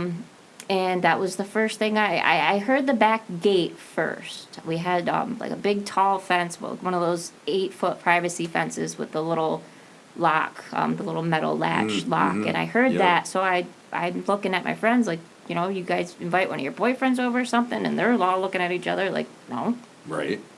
So I'm like, okay, who could it be? I'm thinking somebody just randomly showed up, and I hear the squeak of the belt, and I hear the jingle of the keys, Yep. and I'm like, did my fucking neighbors really call the cops on a car that they've seen pick me up every day and take me to school? Like, these old motherfuckers. Yeah. Right. I'm thinking, what a snitch. Right. And by the time they came around the corner, and they looked right at me, and these are cops that I'd never seen, so they knew who I was But you didn't without know me that. knowing who they were. Right. So at that point, my brain clicks that it's not probably the neighbors. They have information about me prior. You're a target. Like, I'm who they want. Yeah. They didn't even care that we're sitting there, you know, smoking a white owl that's bigger than a magic marker. That wasn't even Right. an issue to them. And in Florida, marijuana is heavily criminalized. So the fact that they didn't even, you know, I'm expecting to didn't get blink. taken out like an NFL linebacker. Right. Yeah. They didn't even care. It was never even mentioned. It was, you're coming with us. Right. I didn't even have a chance to get shoes. And I was cuffed and put into the back of a cop car, a dirty ass cop car with no shoes and no information on where I was going. And still a minor, right? Still a minor. And these are male police officers. Unbelievable. And I'm questioning. I'm like, where are we going? What did I do? And I basically am getting told to shut up. It even got to the point where they blasted their radio. It was full ignoring me, and we pull up to the back of this building, and one side says JDC, which is Juvenile Detention Center, Yeah. and the other side has the acronym ARF. I'm like, what the? Yeah. Now what are these fuckers doing? Like, Right. and Like just a Sally walk oh, where yeah. you have no idea. And where I'm you're going? taken in, and it's literally, I'm taken into the door that says processing. And I'm walking in behind these other kids that were very combative. They obviously were arrested for committing a crime, and I'm taken in through the same doors. So your friends didn't get arrested. No, They just. just me. Jeez. So I'm taken in through the same doors. I am full pat down by a grown man police officer who, again, trust was broken with them a long time ago. Yeah. Right. I am given an outfit that has those big letters ARF on it, ARF. Still don't know what the fuck that means at this point. Yeah. Right. And I'm handed this little bottle, which now I know was that lice shampoo that they give everybody that's put into jail. Yeah. Lovely substance. And I had to strip down and shower in front of a grown man. Unbelievable. Like, and As a minor too. as a minor. And the shower, I don't know if they're all like this, but you have to hold the button for the water to come out. And again, I'm 90 pounds soaking wet, holding in this corroded ass button. I had bruises on my palm for 2 weeks, and they only give you like a minute.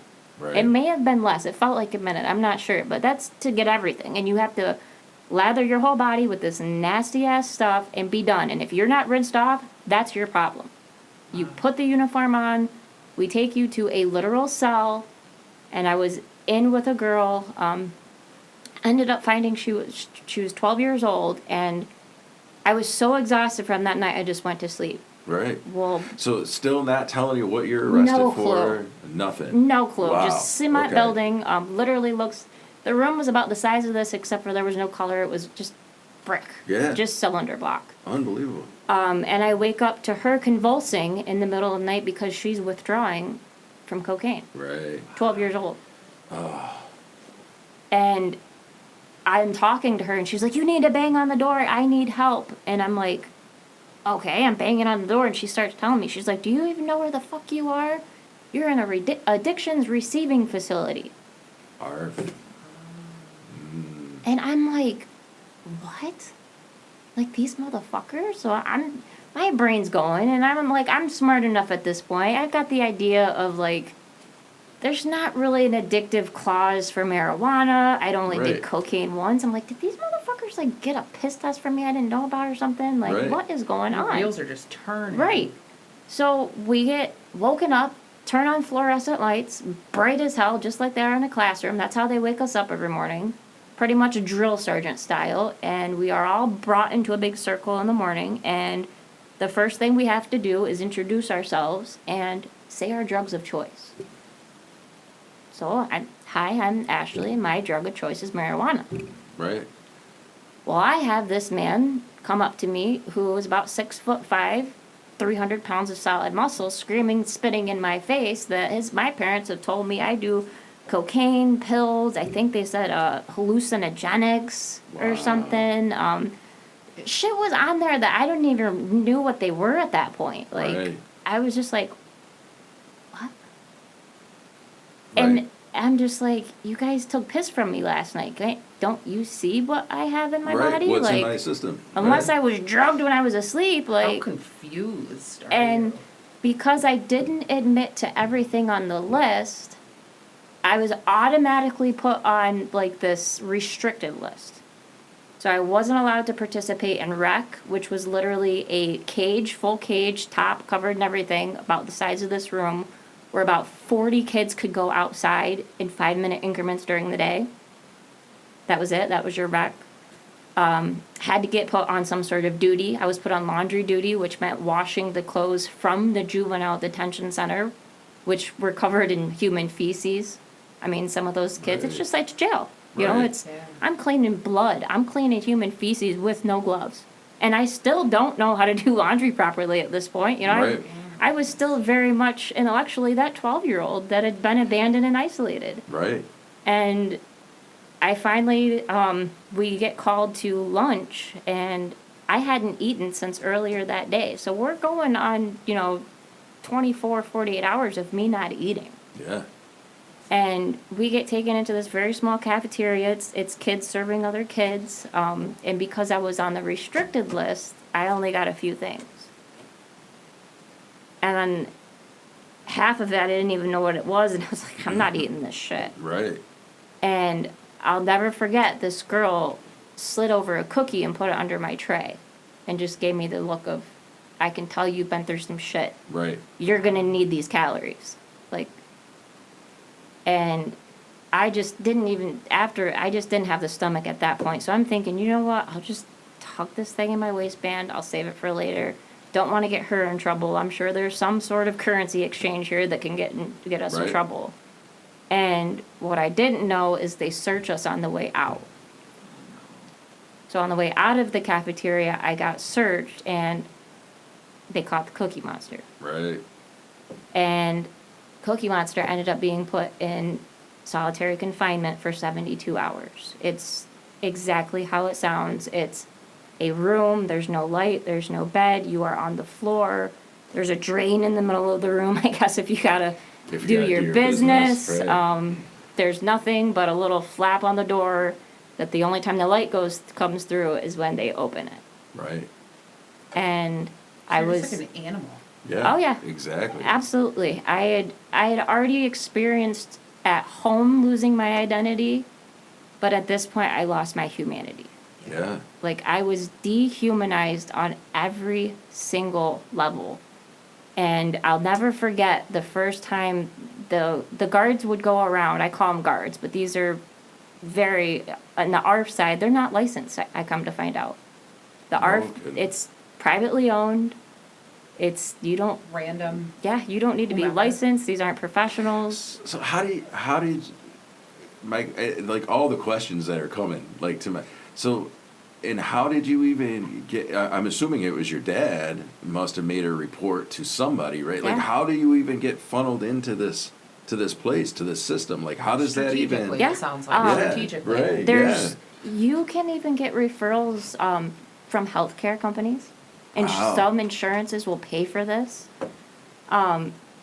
My knowledge as an adult now, I believe he was referred by one of his coworkers who also had a quote unquote troubled teen. So, hey, I sent my kiddo here. Yeah. Yeah, okay. Schools in Florida, as well as dozens of states, have the authority to even overstep parents, and they could admit kids to these type of programs. Wow.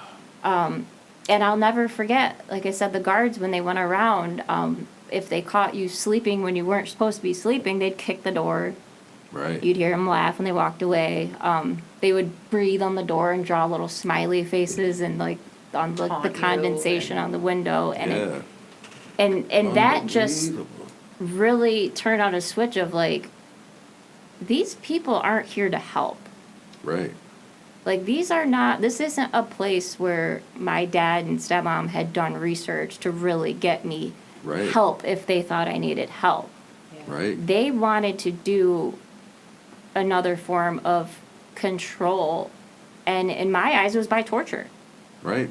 I mean, this place was worse than jail. I mean, even jail has cameras and rules to live by and things like that. This place Unbelievable. did what they wanted. It was ran by people that wanted control and didn't have it by some other, means. So this was their way of exerting control on Right. people. And just another cycle of abuse. Yeah. Yeah. And- absolutely. Thankfully, I mean, I guess I could call that another calm before another storm. Yeah. This was in the middle of summer, so it was hurricane season in Florida, and it was the summer of, there was like 4 or 5 category storms every weekend for like a month and a half. It was literally, Gotcha. you'd have 4 days and then slammed with another, 4 days and slammed with another. And Charlie hit, and it ended up flooding the facility that I was in. So they had to evacuate. And because we were not there on judicial charges, it was up to our families and guardians to come and get us. Oh, wow. And it was, we got to hurry up, our building's flooded, and they actually gave me the phone. They couldn't get a hold of my parents because they were probably sleeping. And I bullshitted my way into calling my aunt. I was like, well, hey, I know my stepmom's phone number. Let's call her. Maybe she's not at home. And I get a hold of my aunt, and I explain to her briefly while they're not looking where I am. This is Yeah. the name of the place. It's just look up the address to the juvenile detention center. This is where I am. And I would say probably 5 minutes after I get off the phone, they say that my people are ready to get me. And I'm like, she must have floored it. Like, holy shit, how'd she make it across town that quick? Right. Well, I walk out, and it's my dad and my stepmom. Oh. Right back into the fire. And as we're pulling out of the parking lot, my aunt was pulling in. Yeah. And I just felt any sense of freedom I felt left with her in her car. Yeah. I can't just imagine. felt like that was, I didn't reach out far enough Right. for somebody to grab my hand. Yeah. And that's what I was taken to the third program. They took me this time up into North Florida, almost up into the Panhandle on the West Coast. And to get there, we had to drive by a jail. So it was actually on the same road as a jail. Right. If you know how like county buildings are set up in jail Yep, facilities, yeah. they have their own entry road. Yep. And we turned down that entry road, so I'm thinking, Yep. did they find some sort of crime I committed and I'm finally going to a real jail? Like, is this what we're doing? And it took us about an hour and a half to get there between storm debris and everything else. I'm fighting, kicking, screaming, giving them every reason to get me out of that fucking car. Like, Yeah. it was exhausting. And we pull into this place at the cul-de-sac of the police facility called New Beginnings Youth Shelter. No kidding. And I said, here we are again. But now I'm farther from anybody that knows me. Nobody knows where I am. Right. Isolation. And Again. this was a whole different type of abuse. I had to sit with them for an hour and a half while my parents did the intake paperwork. I Yeah. wasn't allowed to speak. It was all their words. So again, their You just had to story sit was and my listen. story. Correct. And he asked me when they were done if I could come outside and talk to him. And I said, you said everything you needed to fucking say in there in that room. I have nothing to say to you. Right. And I walked in. Who asked you to? My dad. Your dad asked you to. And I have nothing to say Yeah. to you. And you said everything that you needed to say. Right. Didn't give him the space for it. Good for you. And again, this was another place that in a police complex, there was abuse. There Yeah. was sexual abuse going on in here. There was counselors dating kids. It was disgusting. And I, being out of my county, wasn't able to go to school like the rest of the kids. So I stayed behind during the day, and I prepped meals, and I basically worked for free. Like, it was Right. absolute slave labor. I was doing what they were doing during the day until the other kids got home. And how crazy, because you think of the education system usually being state-run. Yeah, where's And this then, kid? Right, you would think that somebody would have Your picked up the absence would have fact- sparked right. some kind of red flag somewhere. Yeah, Right. and that goes back to the schools down there being way too large. You're just a number. So Yeah. nobody notices if a kid comes up missing. Or she probably dropped out. Look what her parents had told us. You know, Right. it wasn't too far-fetched for them to fill in whatever line that they wanted to. And it was just to the point where I knew that myself and my knowledge was going to be my only way out. Yeah, And it literally took me, I would go to the library with some of the older counselors. They would take us through, they would go to the library during the day and print off a bunch of their paperwork. right. Clearly there was little funding if they're using the public library to take care of some of their, Right, right. administrative things. Right. And while I was there, I was literally figuring out where I was in Florida. Yeah, because you had no idea. Right. I wasn't allowed to use the computers, but I could look at books. So I'm literally over in like the tax assessing area looking at maps and figuring out, first off, where the fuck am I? Because I Right. wasn't paying attention on the way there. I was just Well, trying how to could figure you? out. You're in like, Right. You're in panic mode. Yeah. Yeah. And Yeah, crisis. I'm finally starting to pick up these dots because they told me, listen, if you run away from here, you will get formal charges. This is considered a state-run facility, and if you run away, you will face formal criminal charges. And at this point, I'm like, okay, Yeah. right. I'm already in jail. Right. What could be any What worse? could be Yeah. worse? Yeah. And within the 2 or 3 trips, I was able to go to the library with them because I had to be constantly supervised. They couldn't leave Right. me there during the day. I had gotten enough information to figure out where I was, the surrounding areas, which was all other than the exit to go by the jail, which definitely wasn't going to go that route. It was all woods, swamp. It was just literally marshy, gators, snakes, Yeah. mosquitoes Yeah. the size of my car. I mean, Right. Yeah. Yeah. literally nasty shit. And I'm like, this is I'm trapped. this is gonna be my only way out if I am gonna get out. And thankfully to some of those relationships that were going on with some of the older kids and the counselors, they would let us out at night. We could sit on the picnic tables. They had like a basketball court, and people would hang out. And Right. while they were smoking their cigarettes, I took off. No kidding. And I showed him the other night on Google Maps. Now it's, 20 years later, it's more developed. Sure. But you can see that it's still very thick wetlands. I mean, it's the west coast of Florida. It's a little bit north of Tampa. It's nasty shit. I mean, Yeah. you've got palmetto bushes.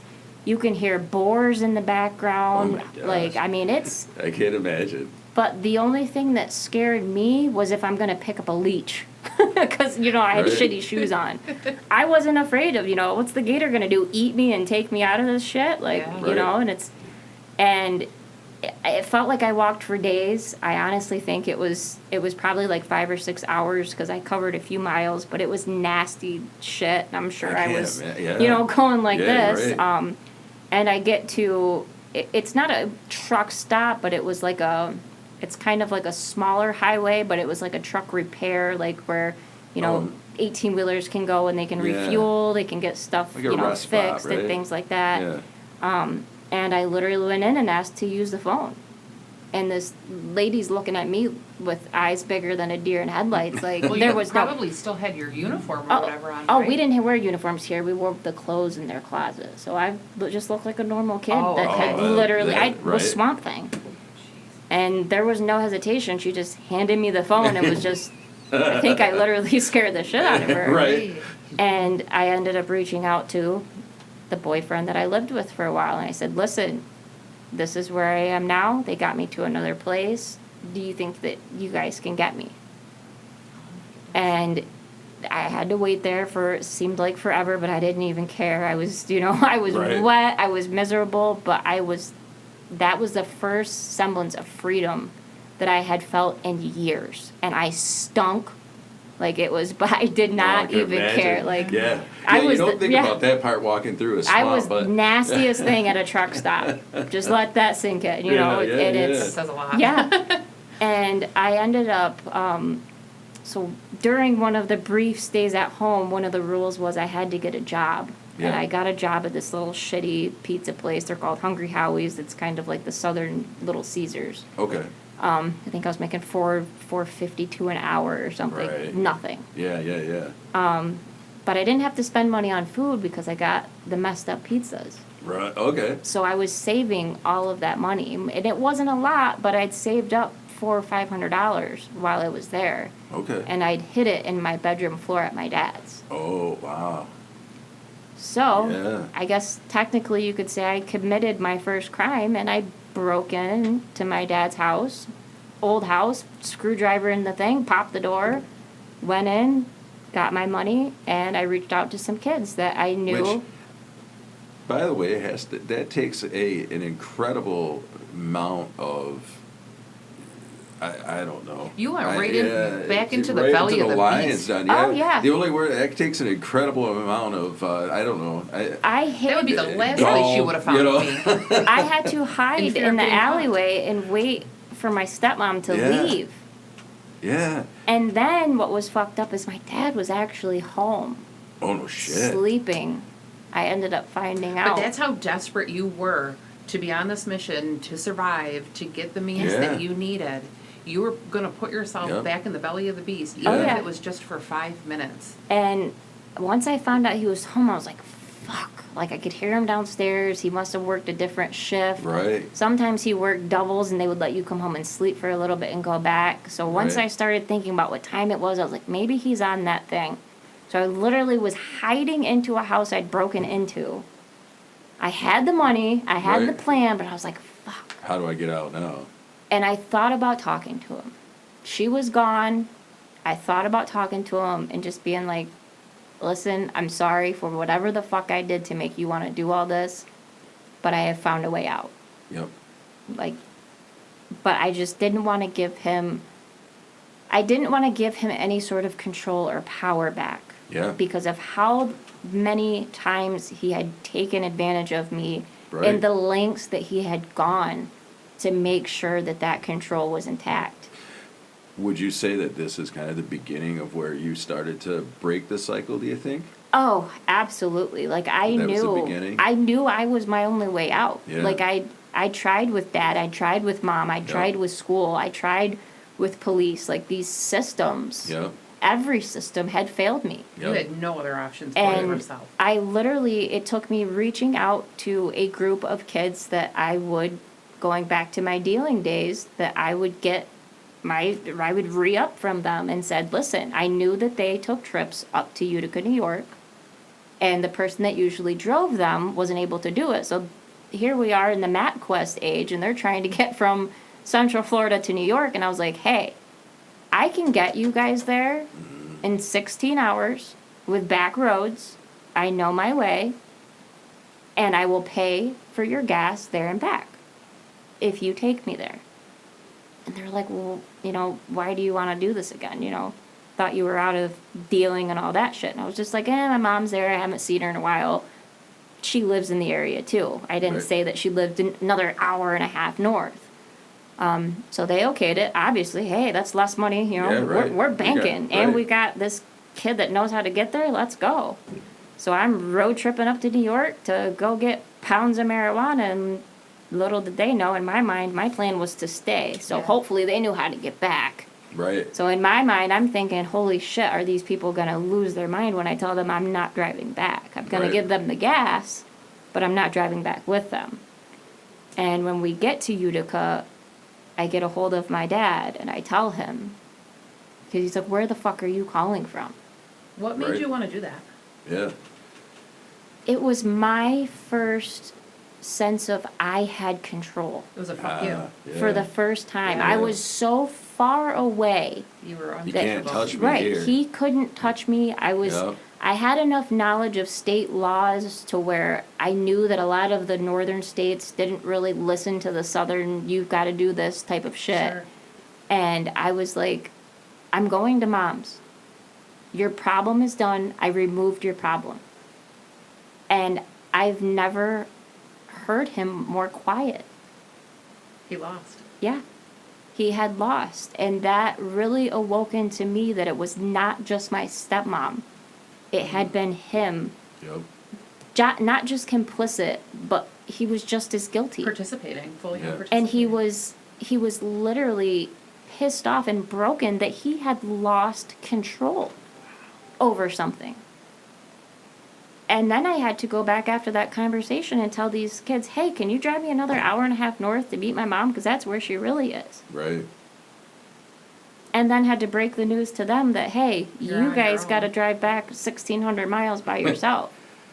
Yeah. And that was not a good conversation. It took my stepdad at the time threatening them that they were going to leave the property, dead or alive, Right. to leave me there. Was Incredible. this the That's stepdad so that incredible. came and got your mom? No, this Oh, is, a completely different yeah, person? I like to call her a ring collector of Yeah. sorts. Aw. There was lots of men in and Yeah. out, which led to toxicity in the household, you know? I thought I was Sure. coming to a good situation, but it wasn't good, it was better. That's And- incredible. That was, I provided my own escape after all of these systems had failed me. Right. I had to be the one to literally provide my own escape. Yeah, but it wasn't It's even so like, incredible. you're using the word system, you're a prisoner. Yeah. Oh, yeah. You were a prisoner multiple times. Absolutely. That is intense. And it's what's the hardest part about it all is I thought I had escaped, but I didn't really escape until recently. Tell me more about that. What do you mean? Like it's for the rest of my teens, for Yeah.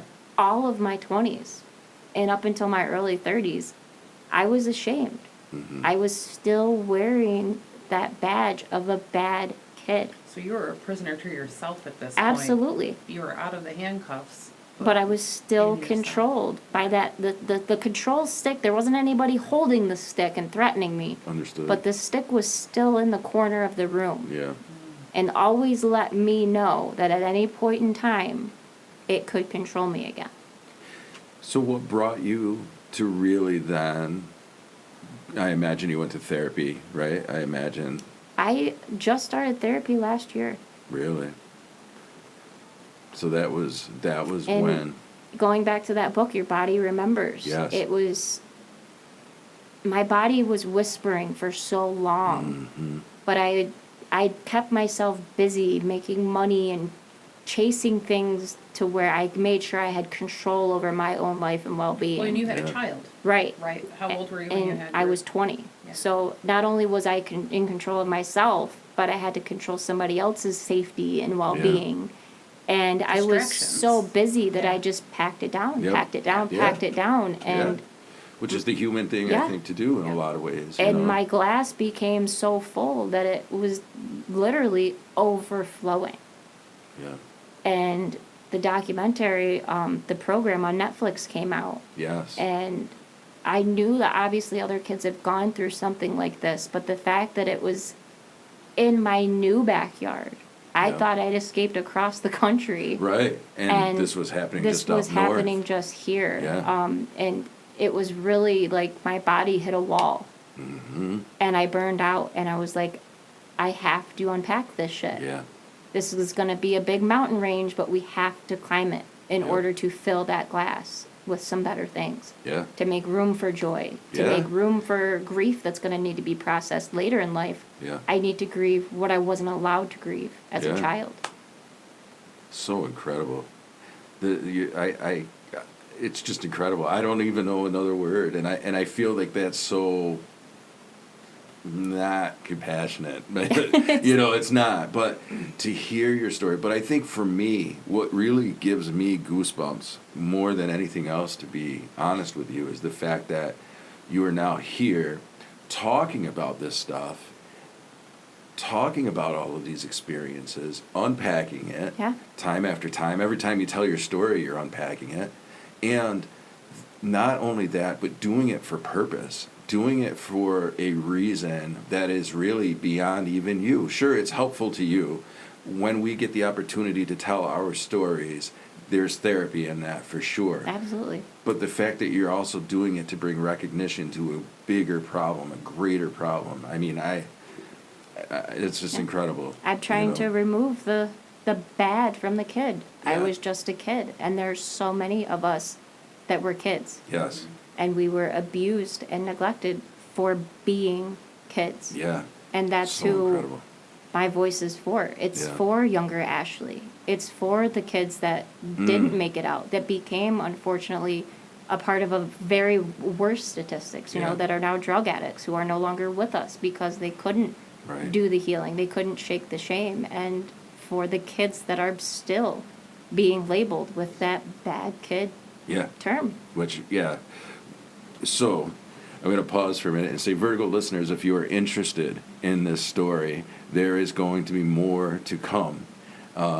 You know, as we went through Ashley's story here, she's going to be talking about the triumph as well, and we're going to be doing a part 2 of that. So, just want to keep people engaged and listening because this is incredible, but also because I think that the work that you're doing now to bring awareness is so important. Is Oh, so absolutely. important. You know, we need that. You know, anything that you didn't get to touch on that you want to kind of touch on in this episode before we kind of wrap things up? Of course, like I already said, we are going to do a part 2, and so the Ashley story is going to continue.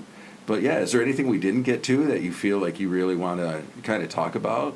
Just the importance to let yourself listen to stories of the individual from the individual. Yeah. Giving a space and a platform for them to tell their stories, not Right. listening from the other side, you know, not just taking my parents' word and Right. not listening. You know, I was never given that space. And Right.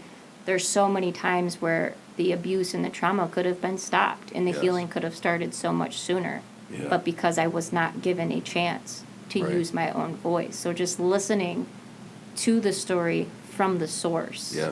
and not from a secondary source is so important. I'm going to ask you this question. What do you think, going back now, what do you think that those guidance counselors or teachers or any of those people, what could they have said or what question could they have asked that maybe would have helped that happen for you? What would have helped, you think, find your voice? So ask me what I'm feeling.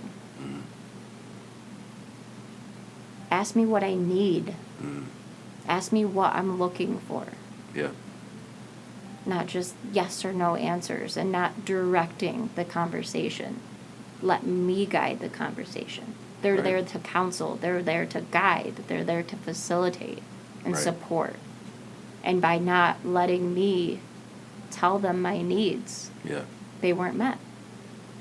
Yeah, and I think that's the biggest problem. I think kids, unfortunately, just don't have the opportunity to have a voice. And I feel like that's the biggest thing that needs to change. I also have a belief that there really aren't any truly bad kids. You know, They're just kids. they're kids that are having experiences that we don't understand because we haven't asked them Yep.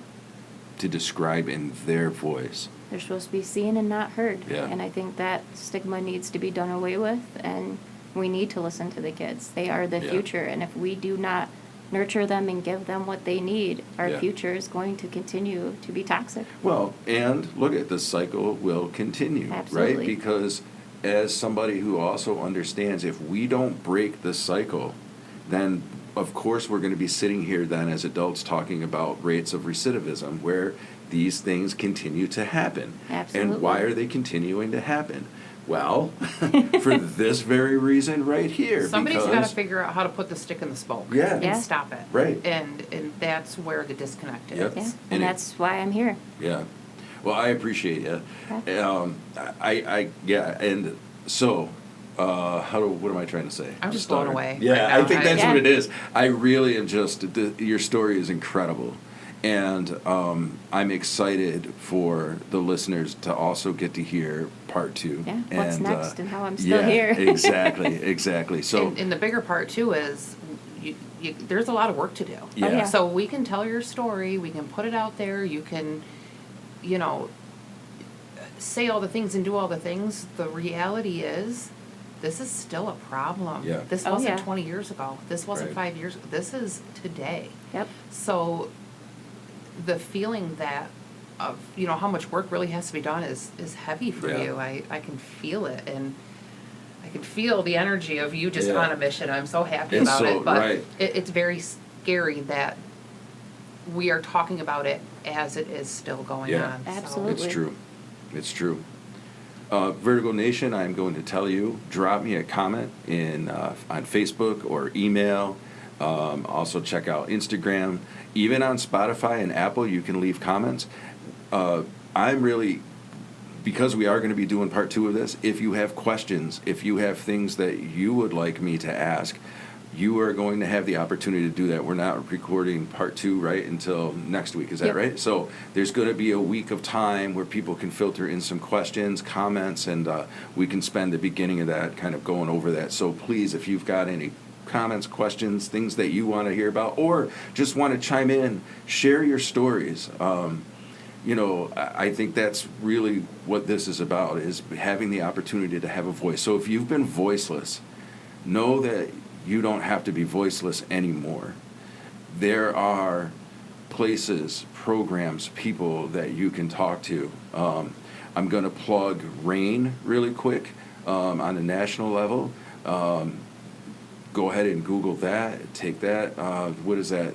I can't remember what the RAIN is. The actual rape, abuse, incest. I don't remember what the national network.